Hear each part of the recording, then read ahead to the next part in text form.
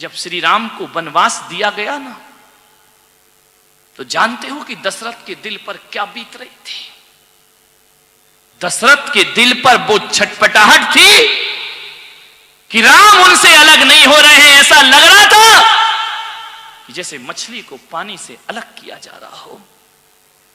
दशरथ ने अपनी कातर निगाहों से राम की तरफ देखा कि पुत्र,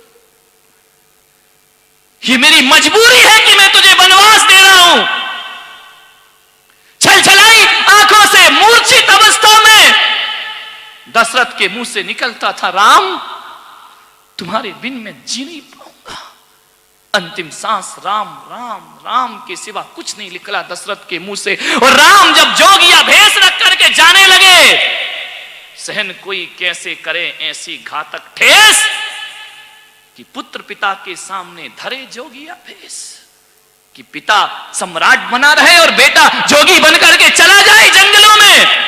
नहीं राम, तुम मुझे छोड़ के नहीं जा सकते हो। राम कर्तव्यनिष्ठ थे।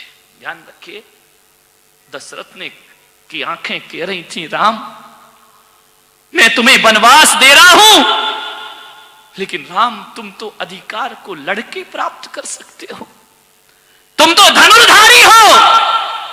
दशरथ कहना चाह रहे थे कि राम आओ मुझसे युद्ध करो और अपना हक छीन करके मुझसे ले लो, लड़ करके मुझसे हक ले लो। तुम इस कुल के इस रघुकुल के ज्येष्ठ पुत्र हो और इस सिंहासन पर यदि किसी का अधिकार है तो केवल राम का अधिकार हुआ करता है। और मेरे दिए हुए वचनों का फल तुम क्यों भोगते हो? मैंने वचन दिए, राम तुम लड़ो, मुझसे युद्ध करो, मुझे परास्त करो और पूरे हक के साथ अपना राज्य सिंहासन बाप। कोई जरूरी नहीं है कि मैंने आदेश दिया तो तुम पालन करो, तुम्हें पूरा हक है पुत्र, लड़ करके अपनी अयोध्या वापस ले लो। ध्यान रखें, दशरथ ने कहा कि राम तुम अपना हक मुझसे मांगते क्यों नहीं हो? अरे वचन दिए हैं तो मैंने दिए हैं। राज का बेटा होता ना तो कहता कि पत्नी के दिए वचनों का फल बेटा काय को भोगे, और उस मां का वचन मैं भोगूं जो सौतेली मां है, मेरी अपनी मां भी नहीं है। आज का बेटा कहां ले जाता? अदालत। ध्यान रखना, दशरथ भी तो यही चाहते थे कि पहले कोर्ट कचहरी तो होते नहीं थे, युद्ध लड़के अपना हक वापस ले लो श्री राम। राम ने कहा, पिता ये जो कुछ भी आप बोल रहे हो ये भावनाओं में बोल रहे हो। पिता, भावनाओं से बड़े कर्तव्य हुआ करते हैं और कभी कभी मेरे भाई कर्तव्यों के लिए भावनाओं का बलिदान करना पड़ता है। यदि राम बलिदान नहीं करते तो आज कोई तुलसीदास उनकी रामायण लिख करके बैठ नहीं रहा होता। भरत ने कहा था कि भैया राम आप क्यों वन में जाते हो? चित्रकूट में जाकर का ये सिंहासन इस पर भरत नहीं बैठेगा, ये कर्तव्य है, ध्यान रखिए। मान्यवर, जब कुर्सी को छीनने के लिए लड़ाई होती है तो महाभारत खड़ा होता है, और जब कुर्सी को छोड़ने के लिए लड़ाई होती है तो रामायण खड़ी हो जाया करती है। राम भी कुर्सी को छोड़ने पर जिद पर थे, भरत भी कुर्सी छोड़ने की जिद पर थे। दुर्योधन कुर्सी चाहता था, युधिष्ठिर कुर्सी चाहते थे, वहां महाभारत खड़ी हो, कुर्सी के लिए हुई दोनों लड़ाई। लेकिन महाभारत होती है कुर्सी पर बैठने के लिए और रामायण होती है कुर्सी से नीचे उतरने। राम कहते कि मैं भी नहीं बैठूंगा, भरत जी कहते कि मैं भी नहीं बैठूंगा। भरत जी ने कहा कि राम मेरे भैया घर वापिस चलो अयोध्या, ये तुम्हारा हक है। राम ने कहा कि भरत मैं आज किस्मत वाला भाई हूं, मेरे जैसा किस्मत वाला कोई नहीं होगा कि मुझे भरत जैसा भाई प्राप्त हुआ। जन्म जन्म क्या कोई पुण्य होगा जो भरत जैसा भाई मिले। मैं आपसे कहता हूं मेरे भाई, घर परिवार में रहो, भाई भाई के दुश्मन कभी मत बनना जीवन में, चाहे कैसे भी परिस्थिति आ जाए। भाई भाई तो दो भुजाएं हुआ करती हैं और एक भुजा को काट कर क्या परिवार चलाया जा सकता है? क्या किसी युद्ध को जीता जा सकता है? भाई भाई के दुश्मन कभी मत बनो। कभी भाई के बुरे दिन आ जाए तो बड़े भाई को उसकी सहायता करना चाहिए।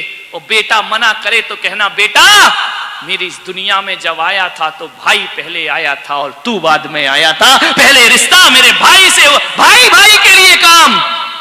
अरे मैं तो इतना कहता हूं कि सारी दुनिया ने रावण को गाली दी है, लेकिन मैं कहता हूं भाई बनो तो रावण के भाइयों की तरह भाई बनो। ध्यान रखिए, दुनिया भले विभीषण का सम्मान करती हो, ध्यान रखना कहा गया है विभीषण ने भले श्री राम का साथ दिया हो, लेकिन रावण ने मरते समय यही कहा था कि विभीषण तुम कितना भी राम के पक्ष में जाकर खड़े हो जाओ, कितना भी तुम जाकर सत्य का साथ दो, लेकिन दुनिया जब भी तुम्हें याद करेगी, घर का भेदी लंका ढाए, तुम्हें वो सम्मान प्राप्त नहीं होगा।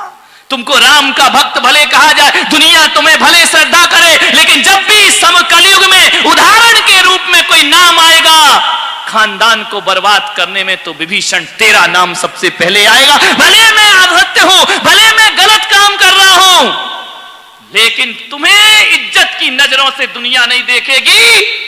सारी दुनिया यही कहेगी घर का भेदी लंका ढाए। और जब जब किसी दो भाई में लड़ाई होगी तो भले रावण भाई हो या राम हो, जो भाई का साथ छोड़ेगा वो कुलद्रोही विभीषण ही कहलाएगा, उसका ज्यादा सम्मान होने वाला नहीं। कितनी बड़ी बात रावण ने कह दी।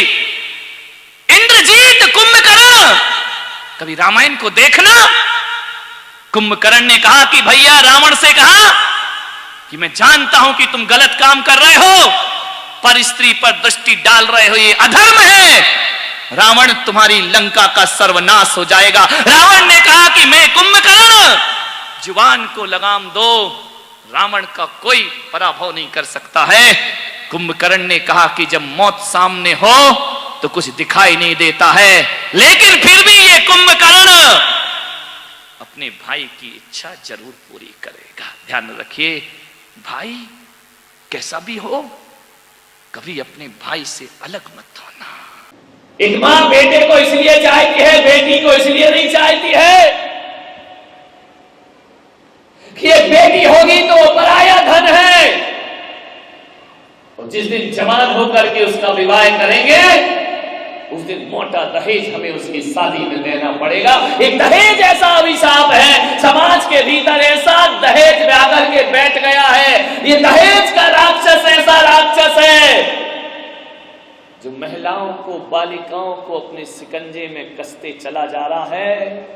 और आज यदि सबसे ज्यादा हत्याएं नारी की, बालिकाओं की हो रही है, और आज सबसे ज्यादा यदि गर्भपात हो रहा है, उसमें दहेज जैसा भी एक अभिशाप इस समाज के अंदर व्याप्त है। एक गरीब सोचता है मेरे घर लड़की हो गई तो मातम मनाता है वो कि एक कर्ज आ गया मेरे जीवन में, आज मुझे इतना पैसा जोड़ना पड़ेगा तब बेटी के हाथ पीले हो पाएंगे। नहीं मेरे भाई, दहेज एक बहुत बड़ा अभिशाप है। मालूम है नारी बड़ी पूज्य हुआ करती है।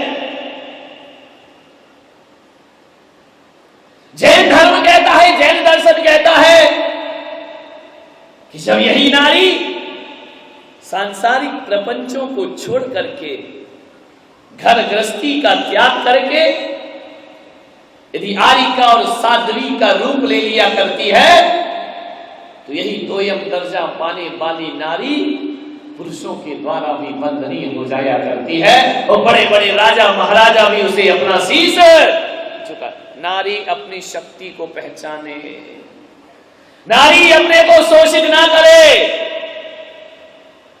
एक सास बहू को प्रताड़ित करती है, और इसलिए प्रताड़ित करती है कि वह दहेज में रुपया कम लेकर के आई है।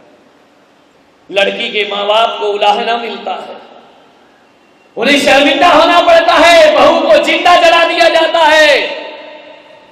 मेरा नागपुर में चतुर्मास हो रहा था, एक बाप ने अपनी बेटी की शादी की,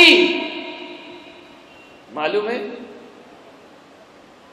बेटी का घर बसाने में बाप का घर बिक जाता है। ध्यान रखिए, अपने घर को गिरवी रखता है तब बेटी का घर बसाया करता है। उस बाप ने ऐसे ही किया। अच्छा लड़का मिला, अच्छा परिवार मिला, अपनी बेटी का विवाह कर दिया। लेकिन भूल गया वो लड़की का बाप कि जो लोग खुलेआम दहेज मांगते हैं, ऐसे लोग मेरी बेटी को कभी सुख नहीं दे सकते। मोटी रकम ऐंठी गई, धीरे धीरे वक्त बीता, बाप ने मकान गिरवी रखा, दुकान गिरवी रखी। वो सोचा कि चलो मैं फिर से मकान बना लूंगा, फिर से दुकान ले लूंगा, कोई बात नहीं है, मेरी बेटी का घर बस जाना। चाहे लड़की के पिता बनना बहुत बड़ी जिम्मेदारी है।